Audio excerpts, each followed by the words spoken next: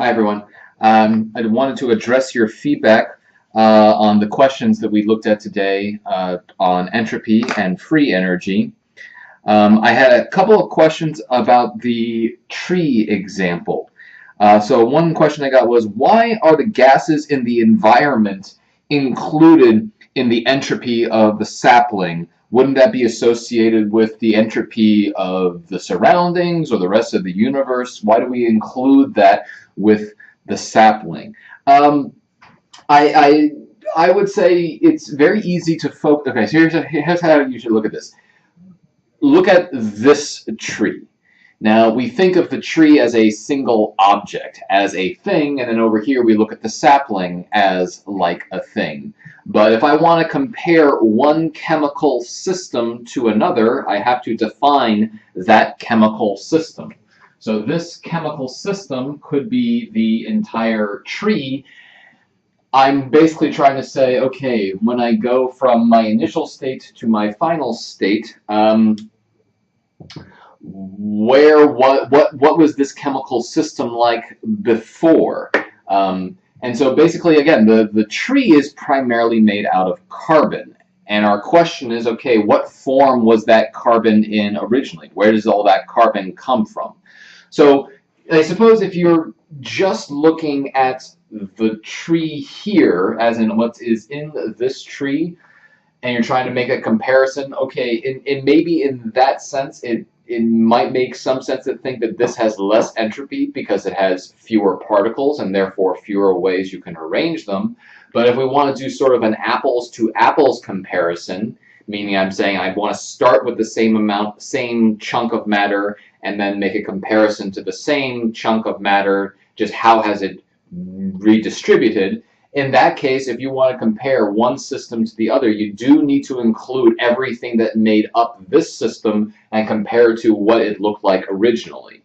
And in that sense, again, it is somewhat a semantic argument. Does it make sense to only include, does it make sense to include everything that became the tree? I make the argument that you should. If you want to make an apples to apples comparison, you want to say, okay, the tree is mostly carbon. We want to know what did that carbon look like originally. Originally, all the carbon, some of it was in the form of a sapling, but originally most of it was in the form of a gas. So I should consider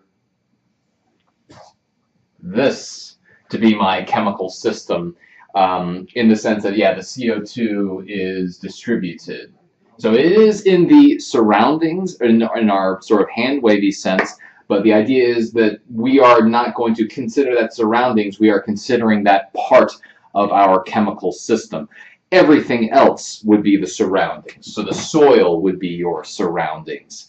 Any of the other gases that didn't actually partake in the chemical reaction, those would be the surroundings. So it's somewhat of a, again, so the question is, why would you include those gases? I would make the argument we want to make a comparison between one chemical system and how that chemical system what did that chemical system look like originally? And I see, okay, all the material here was originally distributed as gases. So that's how I made that argument. But obviously this is not a it is somewhat open to interpretation. It depends on how do you define the system, but that's the definition that I personally was working with.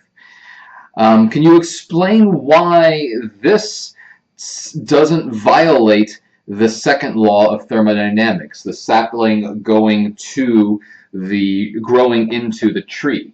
Because, yeah, this has a very, very large entropy, and this has comparatively has a smaller entropy. Because, again, we have started with a gas and it's all collected now into a solid. So that would seem to imply that the entropy of, oh, I have that backwards. That should be backwards. It implies that somehow the entropy of the tree is decreasing. Things are becoming more collected, condensed, and ordered. And that's true. It is showing a decrease in entropy. But the second law of thermodynamics doesn't just refer to the entropy of a single system. The second law of thermodynamics refers to the entropy of the entire universe. Actually, I'll write it this way. The entropy change for the universe is always positive, is always greater than 0. What we define the universe is that we normally break that down to say that it should be the entropy change of some system of interests plus the entropy change of everything else. So you can make the argument that, okay, my system might be the tree and any gases that combine to make it when it grows. So that system, its entropy can drop. So you can see a decrease in entropy here, as long as you see an even greater increase in entropy for everything else. So how is that possible? Well, there's other ways that this system is allowed to interact with its surrounding. You could have heat exchange. It can be absorbing or releasing energy. It can be absorbing sunlight.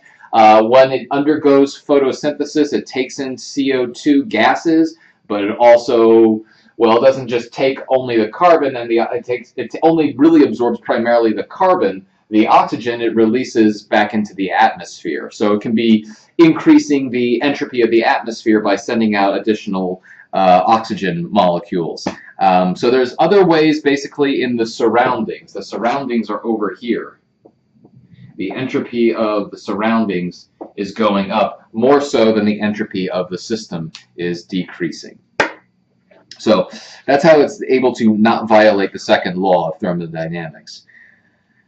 Last question. Okay, most of my questions were about the tree and sapling argument. So if I haven't addressed your question, or if you're still confused, or if you're still curious about it and would like to argue about it, please stop by. I would be happy to discuss it.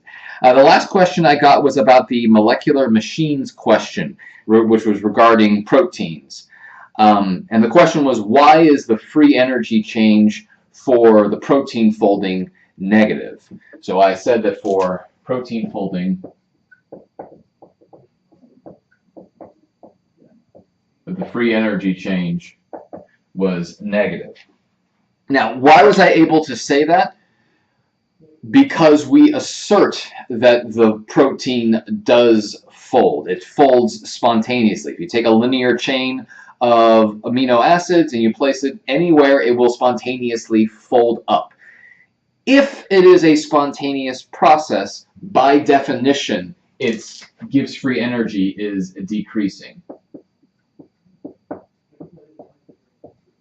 And a small detail here is, again, that is for a spontaneous process. If a process occurs, if a change does occur, then necessarily it implies that the free energy of that system had to decrease. If a chemical reaction happens and we observe it happening, we can safely say that its free energy decreased. There is a derivation you can run through that will show that the decrease in free energy for some system, that is equivalent to the entropy of the universe increasing. So this, we said, is a spontaneous process. A process that happens naturally is one that results in the entropy of the entire universe increasing. Simultaneously, a spontaneous process is also one where the the Gibbs free energy of a particular system is decreasing. So again, that's partly a definition, just understanding that, okay, a spontaneous process is one where the free energy drops. And we were saying that the protein folds spontaneously. So since it's a spontaneous process, we can assert that the free energy had to decrease. All right, that was actually it for feedback for today. Again, if you have any questions, feel free to email me. I know that the homework is due on Monday, so if you have questions, feel free to email me, and I will try to respond to you in a timely manner. Otherwise, I will see everybody on Monday. Have a good weekend.